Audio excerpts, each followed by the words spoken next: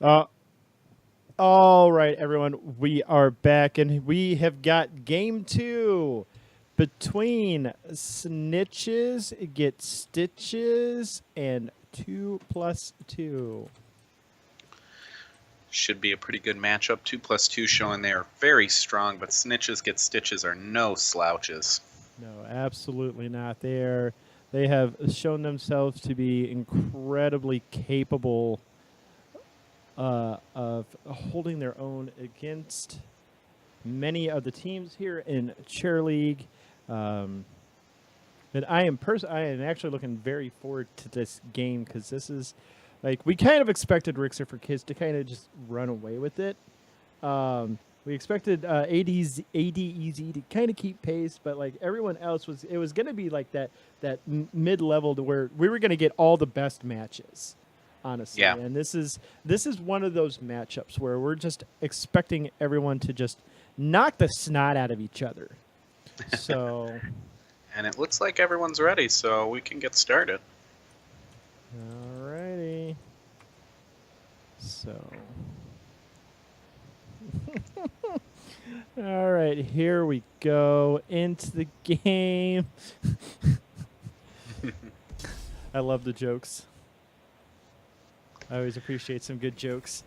So, once again, Battlefield of Eternity. I'm kind of expecting some similar strats from at least these teams. Some U-Face Braxis strats. Not the Ricks are for kids. That require like I said before, Ricks are for kids are just mechanical like monsters, all of them, and they can make those kinds of comps work. So Yeah, you're definitely not wrong. I just the value of Vala is definitely there. It's hard to protect her sometimes on that map. So I don't know if she's as high tier as she was before the balance patch, but we'll see. Garrosh ban coming out, very strong ban. We know what kind of damage he can do. they are hovering the Malthiel ban on the side of Snitches Get Stitches. Whoops, I've got to transition to us real quick because I've got to fix that name.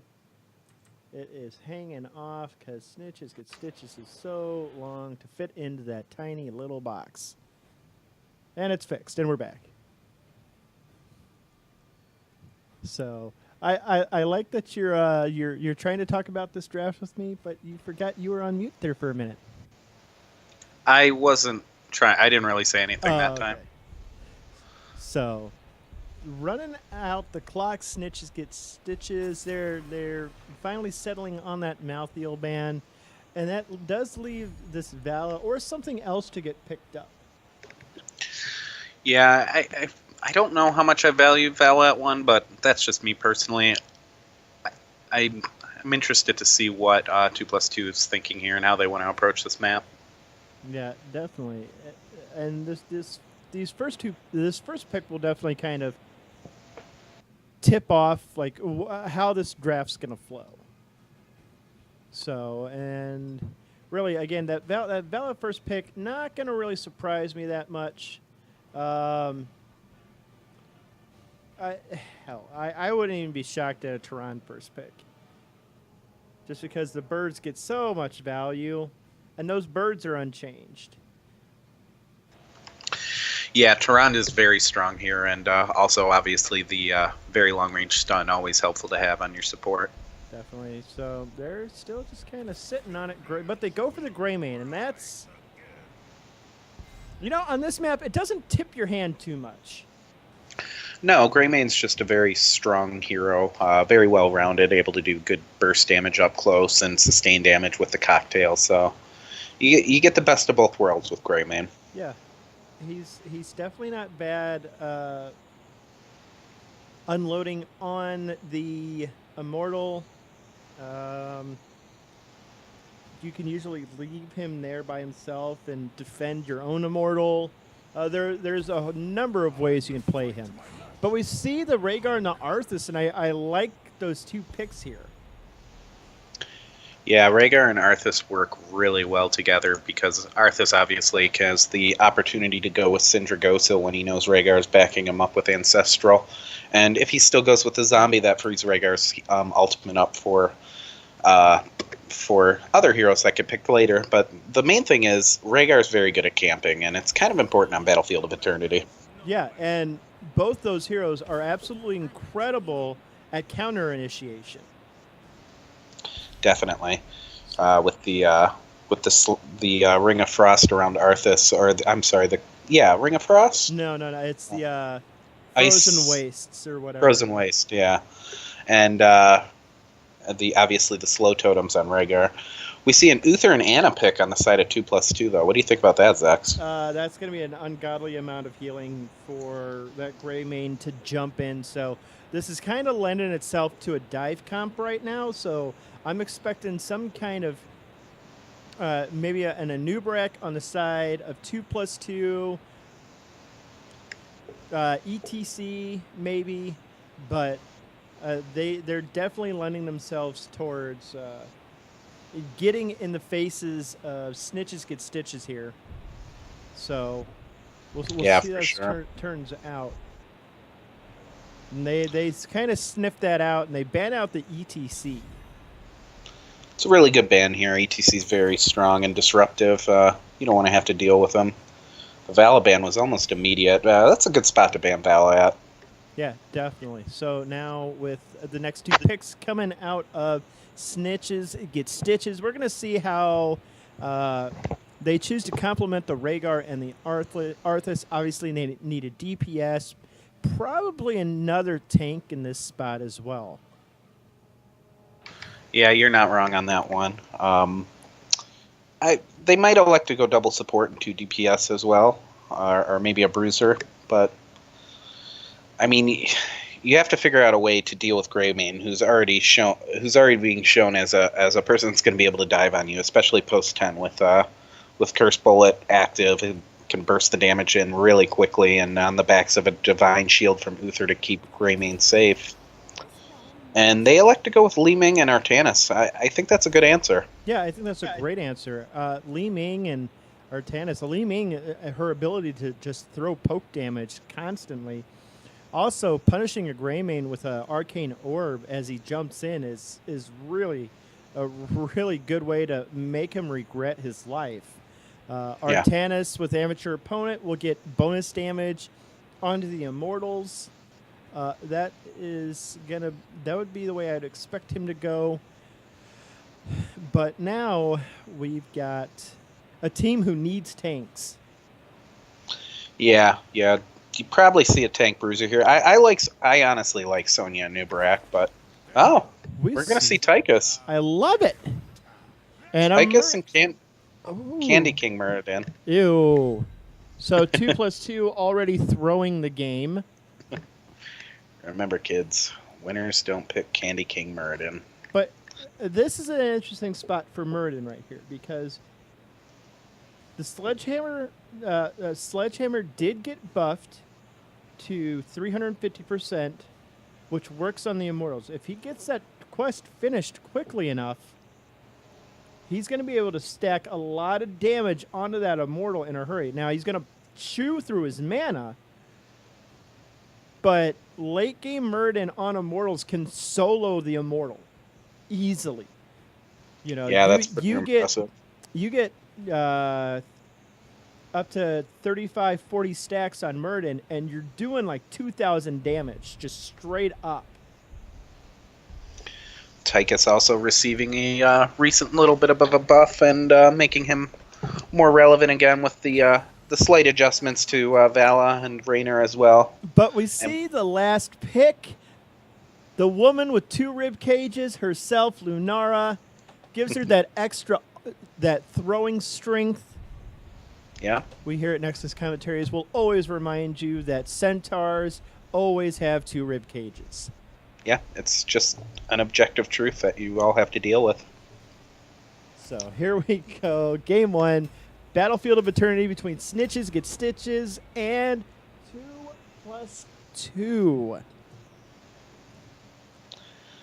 Looking at the drafts here, I'm kind of worried for Snitches Get Stitches, to be quite honest. I think what 2+2 did with Muradin at the end there has really made the comp very dangerous. Just because Muradin's a solo tank, you weren't really counting on having to also deal with Tychus and Greymane. So now you stack 2 tanks in preparation for Muradin or for Greymane.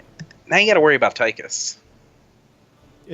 You're very true, and Tychus, depending on the build he goes, will just chew through Arthas and Artanis's health pools.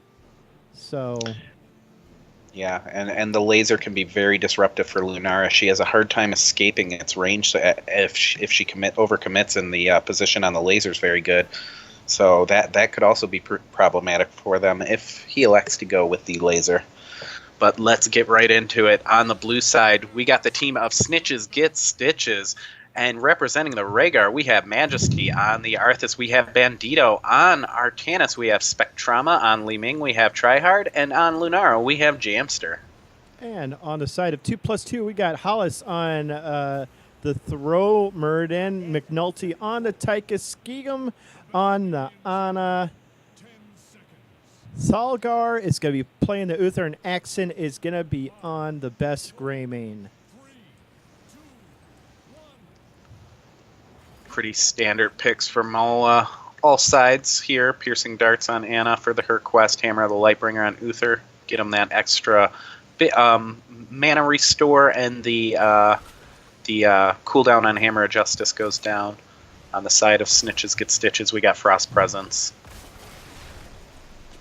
Yeah, just for the Arthas. Now, see, I prefer the Frost Presence, really, because it gets so much value in the late game, being able to root multiple people on the with a single Howling Blast is just very, very key. And Holland's taking a lot of damage. It's going to have to jump away. Gets the heal from Ana after he falls back. But that poison damage is just doing work from Jamster right there. Yeah, Lunar is a very pesky hero to deal with. Her damage over time, it just seems like it's so oppressive, and you have a hard time keeping up even as a support trying to heal over it.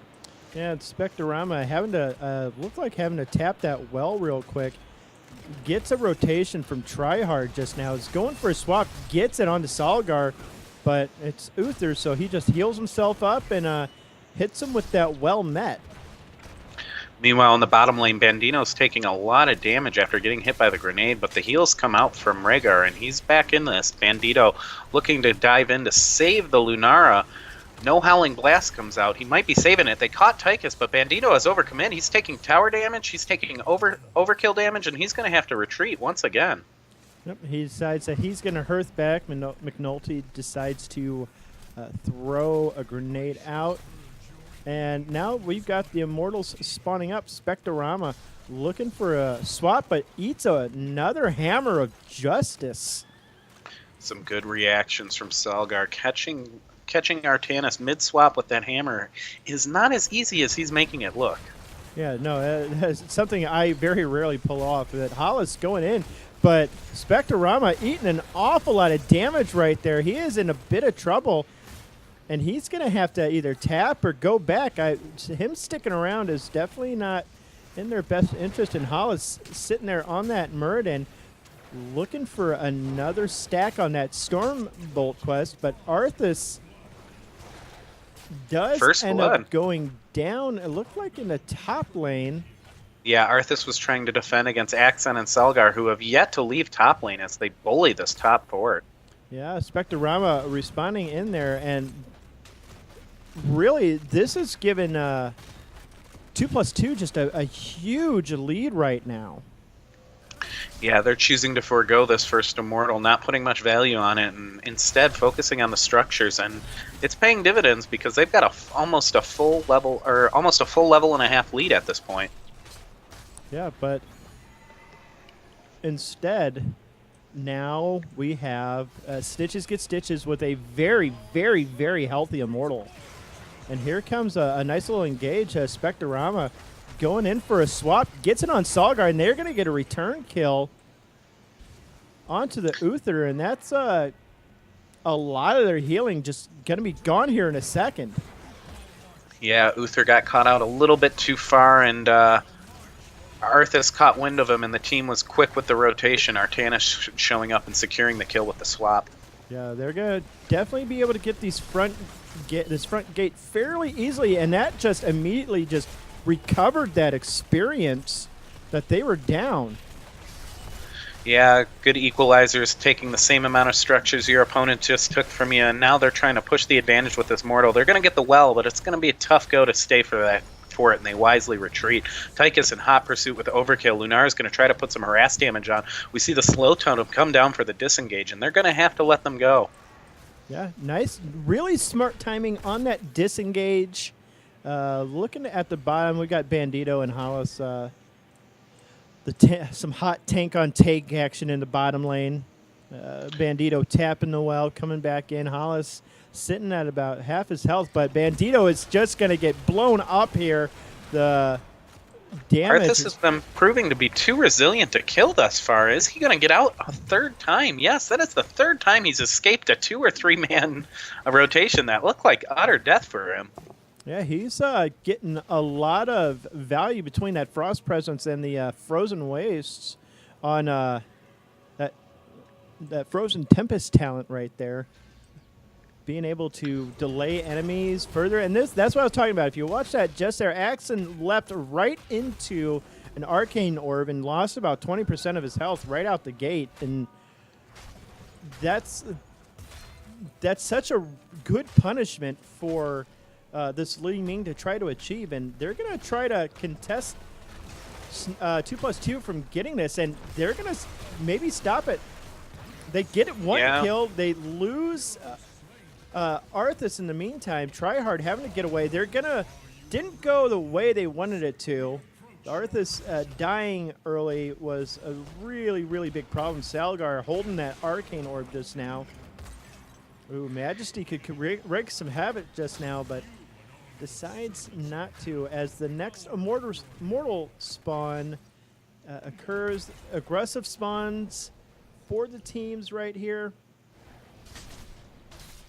Yeah, both teams vying for position. They're going to try and burn down the Immortal faster than Snitches get Stitches here, so they're going to have to choose how they want to respond here. Or I apologize, I meant 2+2.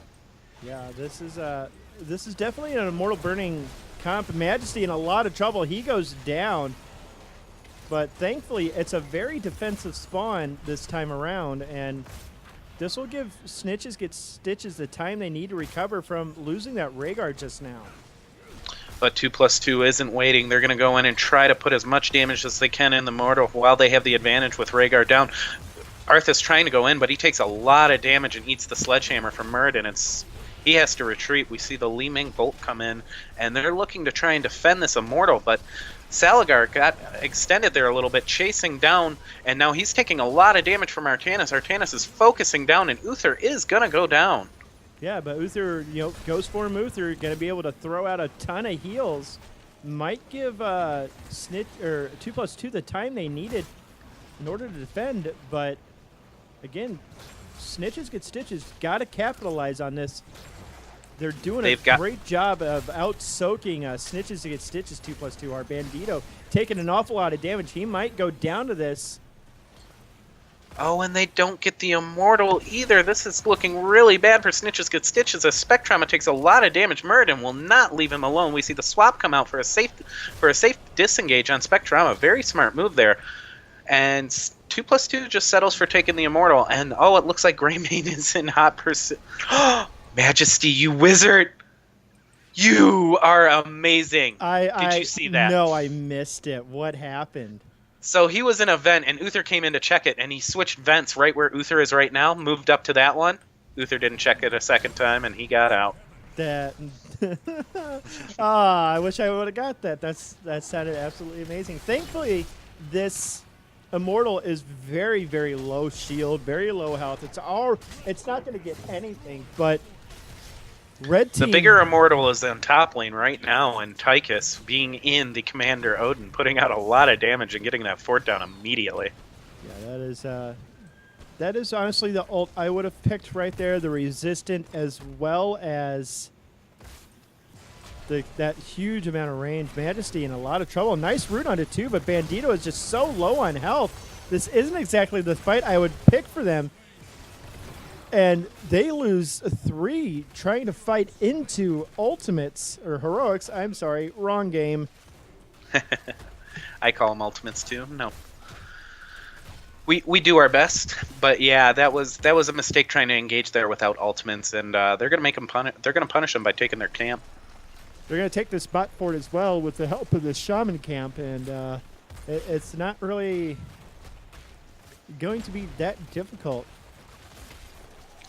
Yeah, Stitches are really under the 8 ball now, and they have to fight hard to get out of this, but it's not looking good as 2+2 pushing forward with all this pressure.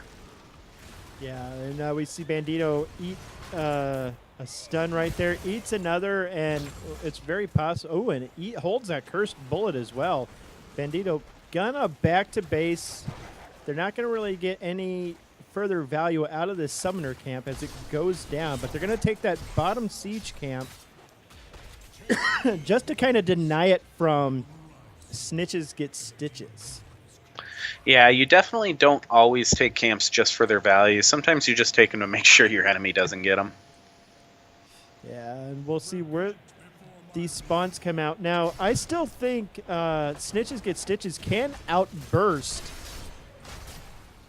the Immortal race. They do have a much better team for bursting the Immortal down, as we're seeing right now. But the problem is if they commit too much to that, they're having trouble getting out from the defense that comes out from 2+2. And they did a better job at disengaging that now. McNulty had to burn the Odin. We see a lot of damage going on Bandito, and he gets hit by the sledgehammer, and it looks like he's gonna get out. Oh, nope, he goes down from the missiles from Odin, and Artanis shortly follows after, and now 2+2 is swarming towards the Immortal. Yeah, and that's really the correct call right there. They've got double camps in top and bottom, assisting that pressure that have to be responded to. Did he go sledgehammer? He did go sledgehammer. I'm so proud of him. I've been calling it Sledgehammer, but yes, Stormbolt. But yes, he did go Sledgehammer. And Skullcracker, which is very, very interesting. He hasn't completed that quest yet, but he is sitting on 20 stacks, so just 5 more stacks, and he's got that battle momentum for Stormbolt. Salgar in a lot of trouble, eating so much damage right there. Li Ming gets the reset, and this is this could be very, very problematic for 2+2 Spectrorama going in with that Zealot charge. They are down a talent tier, so they want to be kind of careful here. They're not exactly topped off. Bandito taking a lot of damage from Tychus, and he gets hit by the sleep dart and immediately follows up with the Greymane cocktail. Greymane dives in, and Bandito's still taking a lot of damage, but he manages to get away. Yeah, those ghouls come in very handy. God swap from Spectrorama. Axon's gonna go down. The Purifier Beam coming into play, and they still have to back off. They just can't handle this. Hollis going in. Bandito saying, let's brawl, but you really don't want to brawl with a Bronzebeard.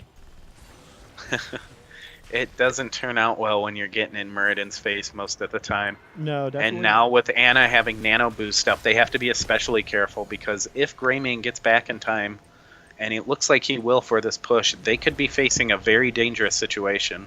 Yeah, honestly, the prospect about nano boost in Muradin terrifies me, because that's going to be, and it's not just that he's getting that bonus damage off of his Storm Bolts. Bandito gets the Ancestral. It's the fact that he's going to be getting that on a reduced cooldown. And all that extra structure damage means these structures are just going to fall so quickly. It might not be a bad strategy if that's what they want to employ. We'll see what happens here, but Arthas is getting trapped, and he eats too many stuns and a lot of damage. And we do have a pause come out as Bandito did disconnect. Probably at the worst possible time, but that's what happens. Looks like he lagged out, so we're just waiting for that. take it back to us. Hi, everybody. Hi. We're in the middle of game 1. The 2+2 had the advantage. We are in a slight pause. We are waiting to hear back from Bandito. Yep. So, like, honestly, I love Snitches Get Stitches comp. Like, there's a small amount of disconnect right now on their end for team fights, but like when those immortals are there, they know what to do. They know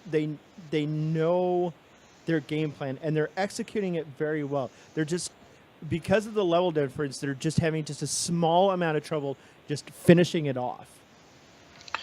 Yeah, and I really like the Li Ming pick. She's not been able to really be as much of an impact as she would like, but that's pre-10 Li Ming, and now that she has the laser, their burst damage potential is very real, and it looks like both teams are telling us we're ready, and we're going to be starting back up here in 3, 2, 1. Don't forget to transition back to the game, sir. I will not.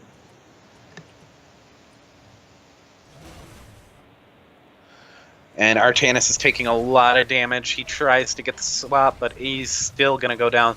Now, 2+2 pushing forward on this keep, and it's going to go down fairly quickly. Lunara taking too much damage and also goes down.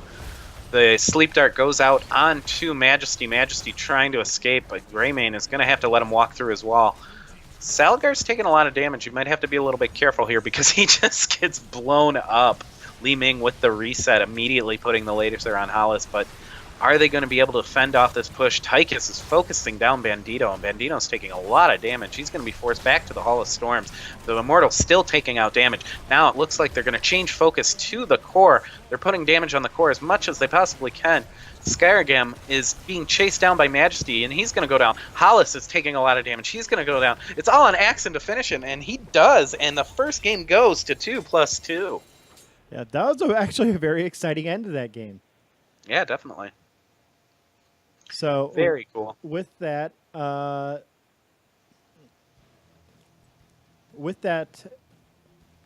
me talk to Majesty, and they have first pick or map pick.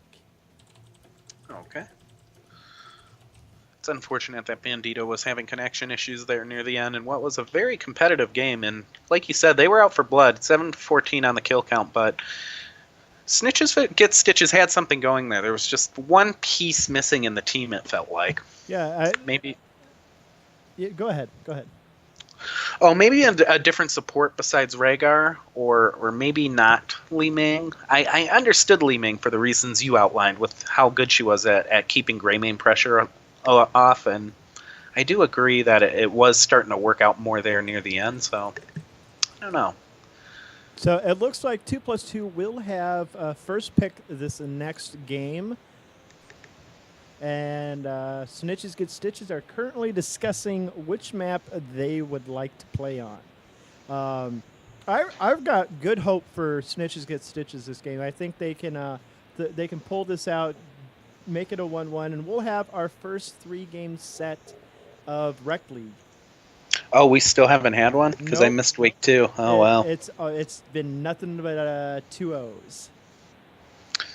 Well, hopefully we'll get something a little closer. I'm sure the matchups have just been because we just randomly paired the teams without really considering their rosters or anything for the schedule initially. So I'm sure we'll get some competition that's a little closer together and get that 3-game set soon. Yeah, I've got, like I just said, I got great hopes that this will actually be that particular set, because that was a fairly close map overall.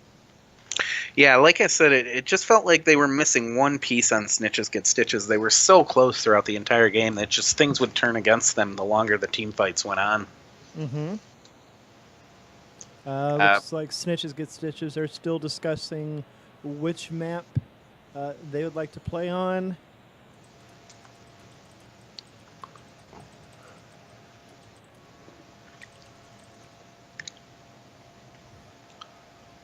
Yeah, sorry. Yes, Snitches Get Stitches still discussing their map pick.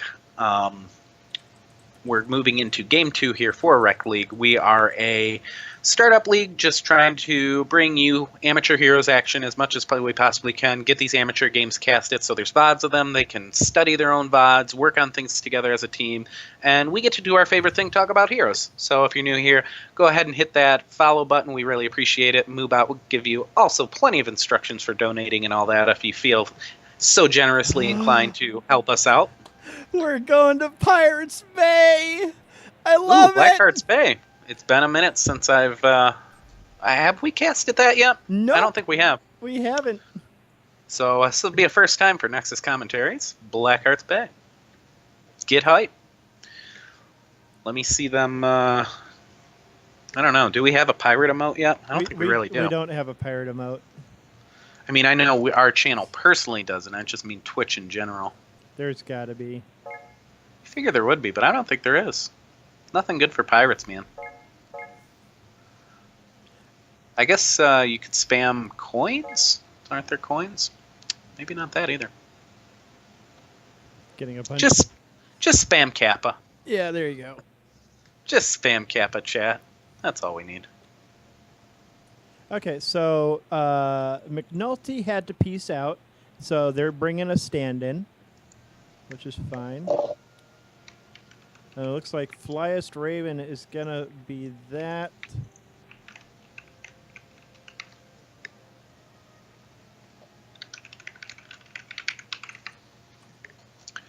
Just doing some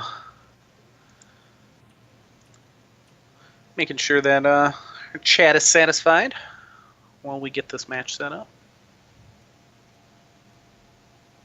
Oh, you invited me and I missed it. Go again. Silly. I alt tab out a lot.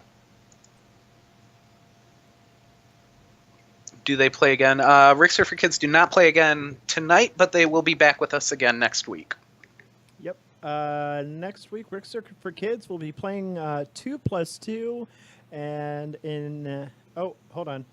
Let me restate that because that's week 4, not week 5. Rixer for Kids will be playing AD Easy, which should be an incredible matchup. Wait, we are going. This is week 3. Yes, this is week 3. I'm reading off week 4. Oh, okay. My bad. So, Rixer for Kids versus AD Easy in Game 2. And then Snitches Get Stitches versus Trog Squad. So, 2 actually pretty exciting matches for next week. Definitely. So, you need to switch Salgar and Spectrama. I know that much. Salgar and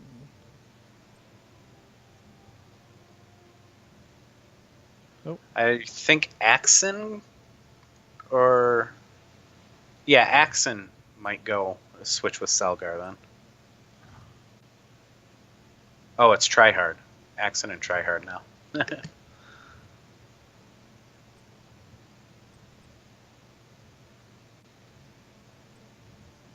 there we go.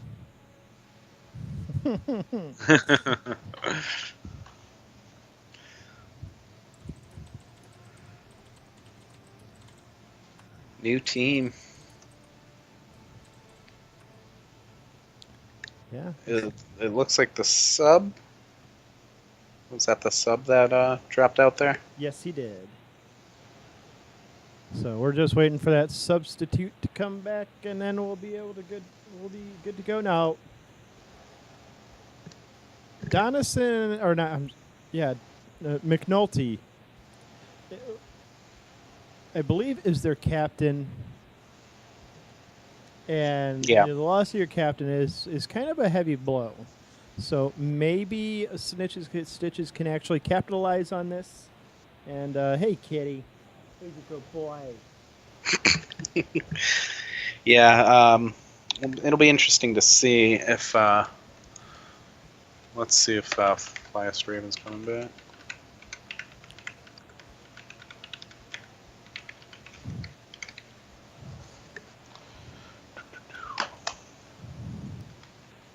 Okay, so yep, he's definitely coming back. So once he gets in, we'll definitely get started with this draft on Pirates Bay. I'm really excited. I love it when teams pick maps outside the HGC pool. It shows that a level of comfort with certain maps. Yeah, definitely. It can be. You can always employ some weird strategies on maps like this too. Teams that are really resilient and it's hard to get their coins from them, or teams that are very mobile, or teams that only focus on getting camps. So Blackheart's Bay opens teams up for some pretty interesting play that you don't normally get to see on other maps. Yeah, you're absolutely correct, and plus it's an OG map, and Right. being around since Tech Alpha, it's just I appreciate those old maps. Yeah, and really, Blackheart's Bay used to be one of the maps. It was that and Cursed Hollow and Dragonshire. People loved those three. And then Blackheart's Bay slowly fell out of favor. Yeah, definitely. I wish they'd make new players play on Blackheart's Bay, just to give them the real heroes experiences on how to deal with objectives and stuff like that. It looks like Raven's back online. Maybe one of us needs to friend him. No, somebody from 2+2 will be able to invite him in.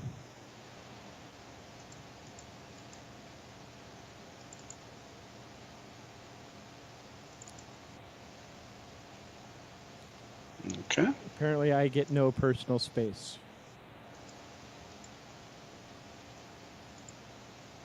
No person. Huh? Oh, the cat. Yeah, the My cat mistake. is all over me. To be fair, I'm indulging him. You're such a weirdo, cat. So we're just waiting for. We're still waiting on. Okay. What are you doing? Stop. No. Okay, that's enough. You're weird. You're now stroking my microphone. Can't have that. Knocking my microphone around everywhere now. Big weirdo. So, how are you doing tonight? Me? Yes, you. It has been a long week, my friend. I am already eyeing the pillow. I'm ready for bed. We'll get you there. We'll get you there soon. Trademark. TM. Yep. Yeah, they say Raven's back online. Are they expecting us to invite him, or did? Okay, there we go. There we go. He should be in here. Hopefully very soon. What portrait is that? The Jaina one? Oh, is that Jaina? Yeah, I can never think tell. so. Yeah.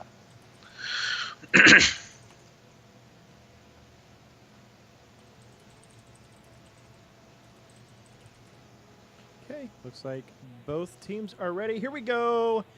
Game number 2 between Snitches Get Stitches and 2+2. Going to Blackheart's Bay. Woo! For people who just watch HGC and might not see this map very often, you can collect coins and turn them into the center. And a pirate ship comes out. And it fires, 12 shots? Mm-hmm. Usually so. that first turn in is just about enough to wipe out that mid keep. Or that Yeah, as long as you mid fort. As long as you take one of the towers, it will have enough damage to destroy the mid fort. If you don't take one of the towers, you will fall short. Yep, you're absolutely correct on that. And really, this map does actually kind of lend itself to some early game push strats like Sylvanas. It's not out of the question to see a strong dual soak hero like Azul or somebody like that. Gazlowe. Wait. We have seen Gazlowe, though, so. If we have indeed, and we see that Garrosh get banned. I am all for constantly banning Garrosh. Garrosh is no fun. I don't like dealing with him. I think he's a jerk and too strong. I cannot disagree with you more on that. I love Garrosh, but then again, I main tanks, and Garrosh is best fun. because I control the enemy and my teammates. Yeah, he has a very strong toolkit. Just a nightmare to deal with right these days. We see the Sonya get banned out, and really, her ability to solo camps is just absolutely invaluable here because it has a double benefit. You get a camp and you get coins, and we see that Zool come out, so that's kind of telling to me that they're this may be the dual soak Zool and 4 bot coming out of 2+2. Yeah, spooky, scary Zool too with that costume. We'll let it go for this week. It's still technically Halloween week, so. Yeah, I guess it is. So, and then we get That is a. isn't Zool getting like a gingerbread skin? I have no idea. Or is that Nazebo? I feel like that's maybe Nazebo already has a gingerbread skin, yeah. Okay. We don't have any like really good Thanksgiving skins though. We need Turkey Murky. Oh my god. I'm so mad at you for thinking of that. I'm so mad that I didn't think of that. Turkey Murky sounds wonderful. And this is actually a really, really smart pickup from Snitches Get Stitches in that Ragnaros. Being able to hit Molten Core on a keep that's getting assaulted by tower shots is a fantastic way to prevent that damage. But looks like we got a disconnect. Feels bad, man.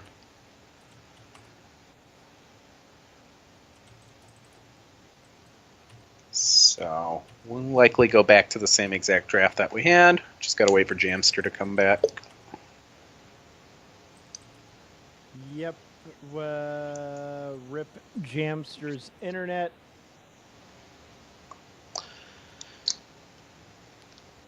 These are the things that happen sometimes when you run a league online. Not everyone's internet connection is always perfect. Nope. Sometimes one of the members of ADEZ was telling me that they were running behind because a snowstorm got in his way. Yeah. I'm that also happens. I'm looking forward to the wind hurting my face because I have this luscious beard that will protect my face. It doesn't matter. The wind has accumulated so much damage on my face. I'm just hit. The second it starts to get cold, my face turns into like this evil canvas of pain. Stupid Michigan. See, you don't have to deal with lake effect snow. Because you're on the wrong side of the lake. Yeah. See, no, I see. You hear lake effect snow, and you get this minor sense of dread because that could mean anywhere from an additional 4 inches of snow up to a foot, depending on what day of the week it is. Actually, our winters the past 2 years haven't been too bad, so I'm fully expecting this one to be the worst. Yeah, it's gonna be awful, and I'm looking forward to it. Let's see. Still waiting on Jamster to come back.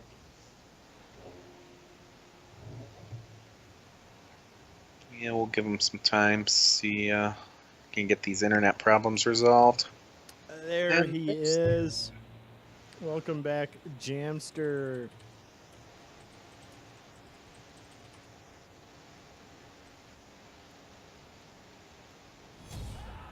Hopefully I got myself referee in time. I'm hopeful that you did too. I'm sure I did. So, Garrosh ban, Sonya ban. And really, again, that Sonya ban was actually just really, really smart. Oh, yeah. Yeah. You don't want to give up someone who can solo boss and clear camps as fast as she can. Technically, Malfurion can solo boss. I'm not wrong. There's a video of it happening. He does it. He pulls it off.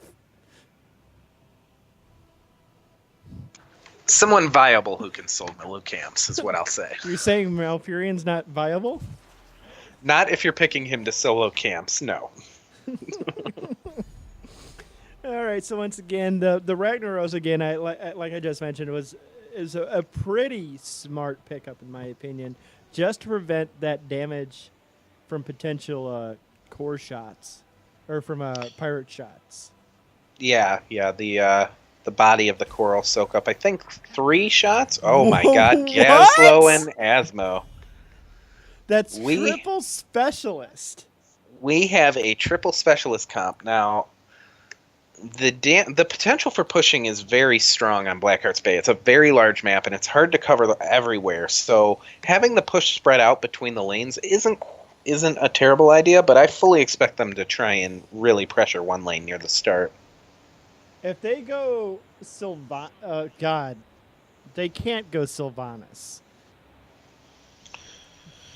Well, it looks like to prevent any sort of extra shenanigans, Snitches Get Stitches is going to go ahead and ban Zagara, another specialist, fearing that quadruple specialist comp. The nightmare is they pick Murky and somebody else, and they just shun healing entirely. Well, if they really want to get weird with it, I think the only real pick next is Cho'Gall. Okay, so whatever they're playing into, Uther apparently messes it up. Divine Shield would save people from a Gaslo combo, so could definitely, and Hand of Protection blocks any stuns, so maybe we'll see a new Barak. God, this is already such a weird draft. I mean, when you get Gaslo, Asmo back-to-back, you just don't see that very often. No. I'm sure Snitches Get Stitches is kind of talking about it like, so what do we worry about here? Because that doesn't make any sense. No, this comp doesn't make any sense to me, and I love it. God, what? As the clock winds down, when you think about trying to deal with people who are really good at pushes, you want people who are able to clear out garbage as quick as possible. Johanna's very good, and Kel'Thas is very good at that, so I wouldn't be surprised to see a Kel'Thas pick here. Sergeant Hammer also very good at that. Okay, so now they've got a... Okay, so I'm expecting a tank and a healer, and I'll probably get neither. Right. With Sergeant Hammer, she's going to be able to siege up behind her towers, and she's not going to be able to push out very well, but she is going to be able to protect her waves with the splash damage that she gets on her autos, and that's going to be very important because Gaslo and Asmodam both have very strong pushing potential. Very much so, and really, they've got to pair this hammer with a Morales. Yeah, Morales seems like the right option there. Anna certainly can't solo support on her own. The only problem with Morales, and it's the same problem I always have with Morales, is if they can get onto Morales, she's going to die. So it's smart to save it for the last pick, just so you have some flex options, because Brightwing really wouldn't be bad here either. No, but then again, Morales... So we got 5 specialists on the side of 2+2. I'm done. Abathur and Medivh, well, let me say this. Abathur and Medivh function as pseudo-supports when paired together, just because the shields and immunity and the hat damage and the hat absorption can all kind of work together. And Asmodan gets to play very far back. I'm interested to see what kind of Gaslo we'll see, though. I'm so mad at these guys right now. I don't know how to take this. The last time I dealt with the Abathur quote support, we got wrecked by 5 levels because and P Flame was with me on this. He goes right before the game starts. We have no straight healer. He goes, "Don't worry, guys. I'll go heals." And we get absolutely clobbered. You raise good points, but there's no way this is working out. We talked about this before the map started, though. This is the kind of map where you can do a lot of janky, weird things. You don't have to fight on this map to win it. No, you don't, but... And if anybody's good at moving around the map and collecting coins, it's Medivh. Okay, here we go. Game 2, Snitches Get Stitches versus 2 plus 2 equals 27, apparently.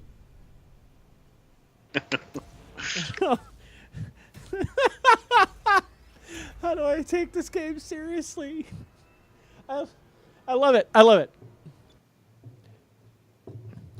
I We're fully gonna see some new stuff. new It's hashtag exciting. new meta. Yep, new meta being born here tonight. The 5 Specialist Blackheart Bay game that will take place at HGC as well.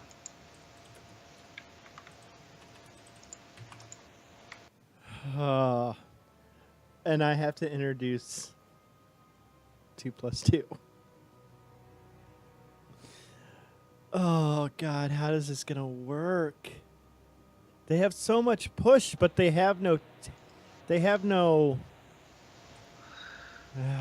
We'll see. Best not to think about it. On the blue side, we got Snitches Get Stitches again, and on Anna, we have Majesty. On Johanna, this time we have Jamster. On Sergeant Hammer, we have Bandito. On Gul'dan, we have Tryhard. And on Ragnaros, we have Spectrama. Okay, and on the side of 2 plus 2, we've got Skigum on Medivh. Hollis is on the Zool. Flyest Raven seems to be on the Asmodan. Axton is on the Gazlo, and Salgar is on the Abathur. And yeah, so this is a thing. This is actually happening. This is real life. I'm not in a nightmare. Well, we're seeing Goblin Repairs here, so he's going to get some more health regeneration onto Gazlo. And Master of Destruction, so he's going to be focusing on what looks like a beam build here. Yep. And the Healing Carpus comes out from Abathur, so this should be interesting. Hollis taking a lot of damage on Zool here early, as is Flyest Raven trying to put some damage out. They don't have any healers, so they're going to need to be a little bit careful here. Hollis is near death and needs to go back to tap as well. Yep, and we see the shifting meteor come out of Ragnaros. So as soon as he gets that quest finished up. Meanwhile, in the bottom lane, the towers have gone down from Sergeant Hammer, and they're continuing the push, leaving Abathur alone by himself to deal with this. It's not working out well. No, not at all. But God, there's just so much push on the side of 2 plus 2. They're just completely ignoring this top lane. As I say that, of course, Zool decides to go to the top, clear that wave out. But this bottom fort is already done. And this is the danger fort, really. This is the important fort. 2 siege camps are on the bottom, plus that night camp on the bottom. So a lot of extra push can come out. And Snitches Get Stitches claim the first fort of the game just 1 minute and 40 seconds in. Flyest Raven trying to get that extra damage on Spectrama. Look, we've all seen Quadruple Specialists so many times. We know it doesn't come online until 10. Just give it time. Calm down. This is going according to plan. Apparently.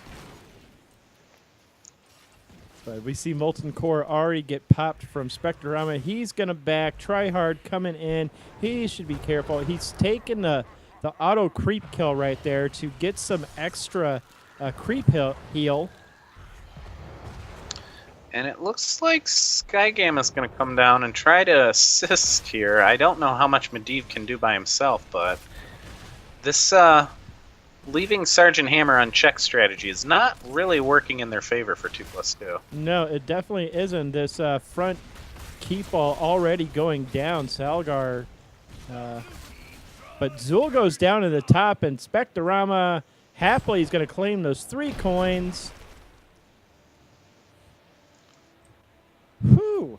Just not able to do much when you're in the early game against the likes of Sergeant Hammer and you're all specialist.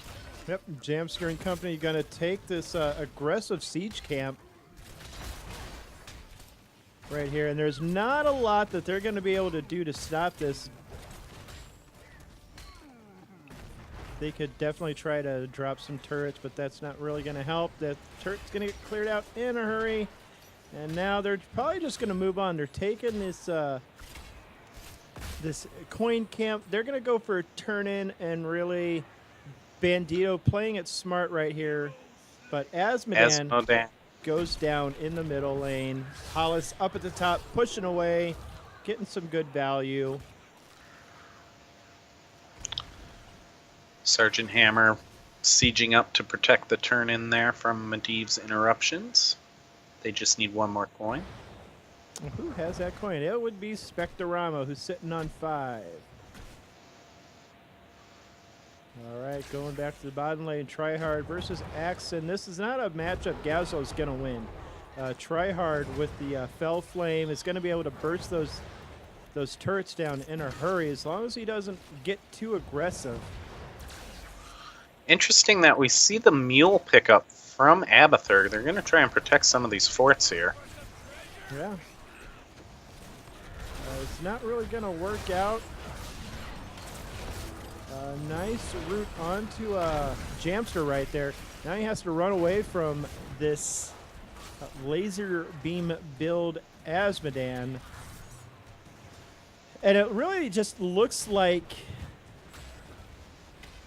2+2 is just trying to build as much self-sustain into their heroes as possible, and it's kind of working out. Just 2 kills this game so far. I figured there'd be a lot more. Yeah, I mean, like I was joking earlier, but I definitely do think they need to come online at 10. Now, specialists are pretty reliant on their ultimates for the most part. Now, is this going to be a Robo-Goblin Gazlo? We'll see here in just a little bit once they hit 10 in probably about another 2 minutes or so. We get another turn in. I'm sorry, the first turn in on the side of Snitches Get Stitches as the cannons fire off. Hollis going there for the root. Yep, hits the root, and instead Bandito just sieges up and says, "Come at me." This fort will go down in the mid. I hear... Where is she firing? Anna is firing from the bushes in the mid lane, and she's trying to weaken Fly's Raven. And in the meantime, Zul does catch Sergeant Hammer and goes down. That's a big blow for Snitches Get Stitches because they've been really relying on that hammer to keep an edge. Yeah, can't keep her up forever though, and just about 10's online for 2+2 as it comes in. We'll see Skeletal Mages. Robo-Goblin does come out. Leyline Seal, Demonic Invasion. So now is the time that it looks like the time to push is now if you're 2+2. And for people who don't remember, because Gazlo does not see a lot of play, Robo-Goblin did undergo a change that straight up gives him basic attack damage of 100% more. And he can activate to gain 30 armor and 30 movement speed, giving him some mobility and survivability. Yep. So, but it looks like Zul was in a bit of trouble, got a little too close. We see Monstrosity come out, because really, why not? Yeah, you know, Monstrosity commonly picked with quadruple specialists. Very important for the comp. Everybody knows this. Stop acting surprised. I really am not. I don't know why I'm acting surprised. But it goes down, so that's a 90-second cooldown that this Abathur is going to have to suffer through. We see Axon trying to get in there and poke Spectrama and get him off that siege camp. With no success. He's just a Gazlo right now. But all by him lonesome. Flyest Raven is going to secure this mid camp with that laser beam. He's probably going to go for this top keep as well. Here comes the Demonic Invasion. That's going to be an awful lot of damage. That next keep is going to go down as Snitches. And in the meantime, behind them, the Leyline Steel came out, and they got the root down on Bandito. Now Majesty's taking a lot of damage. Skygem's trying to pursue with the portals. We see the laser. We see Flyest Raven turn around to focus away. In the meantime, Hollis took in a lot of damage, and he goes down. So that turnaround didn't work out the way they wanted. The Asmodan probably should have turned around a little bit sooner, and they might have been able to secure that kill on Anna. Yeah, Jamster going in to help secure this kill. Here comes Bandito. Hits the shotgun on Flyest Raven. Flyest Raven throws out a dunk, but Medivh in the back line secures a kill onto Anna. And this is a far more even game than I was honestly expecting. People are sleeping on quadruple specialist, man. Yeah. No, that's not quadruple. Nakudo in chat said Roll20 was going to use it at HGC, but 2+2 just burned the strat. It's true. Skigum gets out of dodge in a hurry. 2+2 sitting on 16 coins right now. Bandito kind of just chilling out, making sure Skigum, I'm sure, is wanting to get those master touch stacks up. But here comes the rest of Snitches Get Stitches, looking to just tell him nope. He already completed master's touch, by the way. Oh, did he? Yep. Well, that's... Unless he has 0 stacks on it, but the gold outline around the box means it's done. We get the turn in on the side of Snitches Get Stitches. They're going to try and continue to pressure this bottom lane. Gazlow's in a little bit of trouble. He might not realize how deep that trouble is, but he is throwing down some turrets and looking to get out here. And looks like it's going to be successful. Looks like the siege is going to start in the bot lane. That laser doing a lot of damage right there. But Jams are just sieging up right now. Leyline Seal does come out.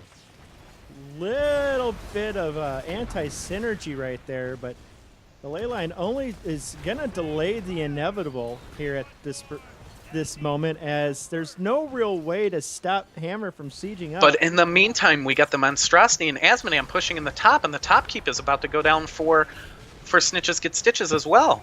Yeah, and now that... Ooh, the Fear did come out. Ragnaros coming in at the last second with that save, with the Lava Wave as well. He's looking to get that camp down, but just too much push on the side of 2+2. Yeah, they've already got the keeps down, and they have enough coins for almost 2 turn-ins at this point. And I'm guessing they're going to try to make sure that all goes to the core. Yeah. This is one of those rare moments where a mule would be very, very handy, but here comes Hollis on around. There's no real way for 2+2 to get a turn in safely. Oh, this is going to be real big trouble. Here comes Spectrorama looking to land some kind of taunt right there, but didn't work out for him. They have a high priority on protecting this Gazlow because Gazlow's walking around with 14 coins. Meanwhile, Asmodean is continually being left unchecked, and he is just cleaning up keeps by himself. He probably could, with the help of Demonic Invasion, he could probably solo that core. Johanna ends up going down. Please not like this.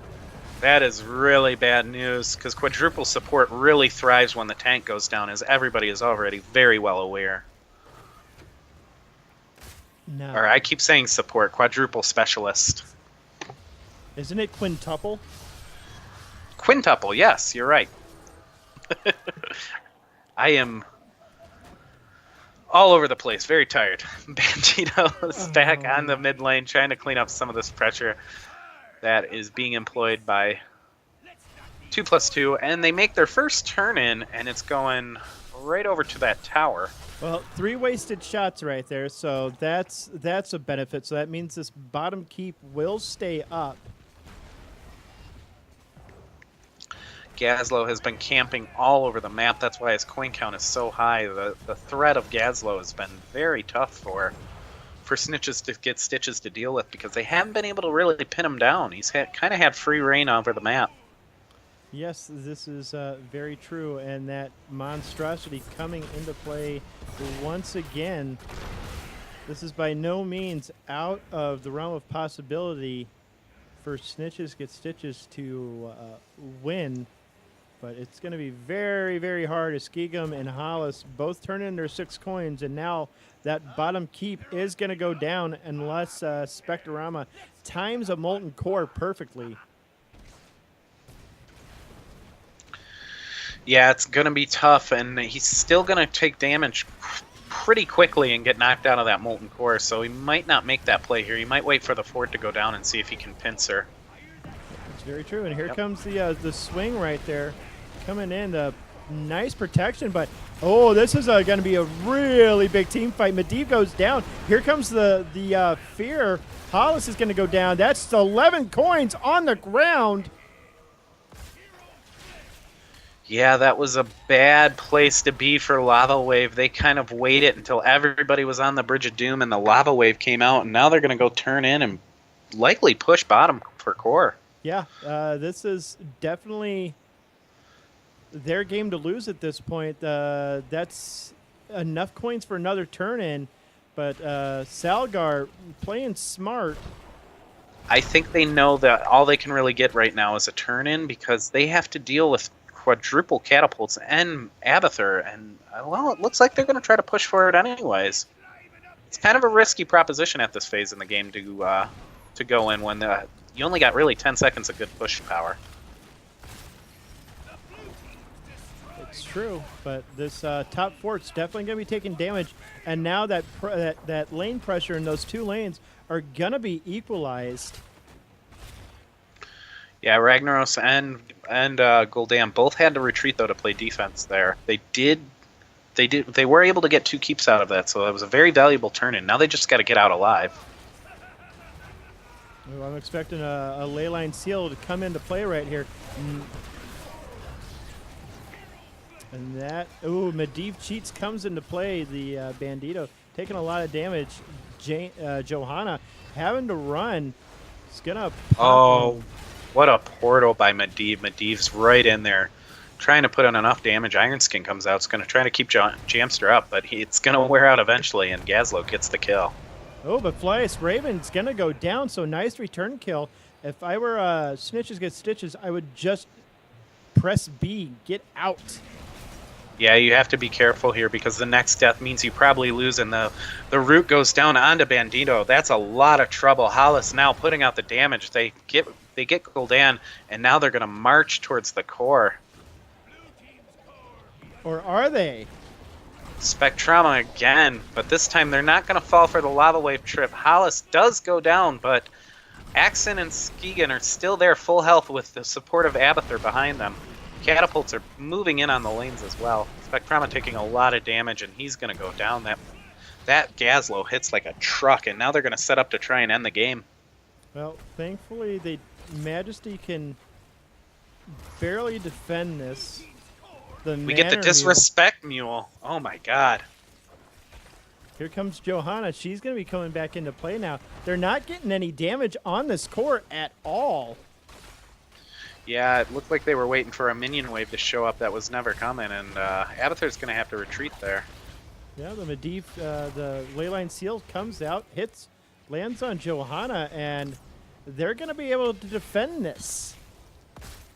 Very interesting. I thought for sure that 2+2 was going to be able to end off that, but it doesn't appear to be the case. And now we got Asmodan sneaking top, and when you're sneaking top like that, you're only thinking one thing, it's boss time. Mm-hmm. So hopefully, and that will probably end up ending the game. Flyest Raven eating that root right there. Right now, Medivh and Gazlo just trying to be a very distracting presence as to not tip the boss play. Oh, that was such an unfortunate fear. It landed as he was going through the portal. Weird interaction right there. And they still haven't sniffed out this boss play. It's looking very, very dicey for Snitches Get Stitches now because they have to deal with the pressure that's coming in bottom lane at the moment, and that's going to leave them open on top lane, and Lava Wave is going to be down for another 49 seconds. But they may be able to kill this monstrosity off at least. Maybe. Yep, they end up getting it, so that's going to be a giant boon right there. But I'm wondering if Molten Core is off cooldown because that's going to force that boss to focus. And it looks like that's what Spectrama's going for. They couldn't interrupt the channel, so he is going into Molten Core. The boss is going to start punching Spectrama in the mouth until Molten Core has expired. We see the Leyline Seal go out, freezing the Anna, but also freezing the Ragnaros while he was in Molten Core. Hollis is taking a lot of damage. Yeah, but they've got to focus this boss. Anna goes down. That's And we see all the damage coming in. That's going to be game. Hearthstone, I'm sorry, Heroes, what is this meta? Oh, the chat is reacting right now because of the 2-minute delay to the push that looked like it was going to end last time. They're going to be in for quite a surprise. They definitely are. I'm so sad right now. 2+2, the new villains of Rekt League. I don't agree. I thought that was awesome. I love seeing Blackheart's Bait jank. If you're going to play a jank map, you might as well do jank strats, man. That's a fair point. That's a fair point indeed. So, God. Okay, so hold on. I gotta find. I need to check NC chat. Okay, I'm going to do some business here then. We are Nexus Commentaries. Thank you, everybody, for hanging out and watching us tonight. We bring you Rekt League every Thursday night. It's an alternative to Chair League right now because Chair League is on hiatus, and we just want players in the amateur scene to stay sharp and have a chance to play. We're looking to expand it in the future with maybe some more teams, and we're always looking for new casters, so feel free to reach out to either myself or Zexorus on Twitter or at Nexus Commentaries, and we will talk to you about getting you involved in Rekt League. We appreciate you hanging out again, and if you want to, go ahead and hit that follow button. It helps us out so much. And if you feel so inclined and wanted to subscribe or throw bits at us, whatever, all this money is going back into this channel, and we're going to try to do our best to constantly improve for you guys. So thank you for being here. We really appreciate it. Absolutely. That was a weird way to open up BlizzCon coming up. Again, just like Balrog said just now, thank you everyone for watching tonight. It will, I believe, have you determined whether you were taking next week off, or were you going to work with another cast? Were you going to work with someone? I think I'm taking next week off because there was 2 casters that wanted to try out together. Okay, or 2 players. So next week is going to be kind of special. I have to take that week off as I am working for Beyond the Summit as a match admin. Balrog fan is also taking the week off. However, we will be having somebody from 2+2 and You Face Braxis doing commentary for us next week. So please, please, please look forward to that. Check it out. That should be highly entertaining. And then the week, November 16th, we will have Balrog fan and a new fresh face on stream for you guys. It's not one of the core 4 from us. It will be a brand new person. If we like him, we may just lock him in a closet, and we may just lock him in Charlie's closet behind him and see how it goes from there. I never noticed that door behind you. What door? To your left. Oh, yeah, it's a closet. What do you keep in there? I don't keep anything. I have way too many closets in this room. I have a closet over there as well that's like an attic. And then I have a giant closet, like walk-in closet behind me. You do live in a very nice house. Yeah, it's pretty great. It is. So, okay, everybody, that's going to wrap it up for week 3 of Rekt League. I want to thank everybody once again for watching tonight. Like he said, please, please hit that follow button, hit that sub button if you're so inclined.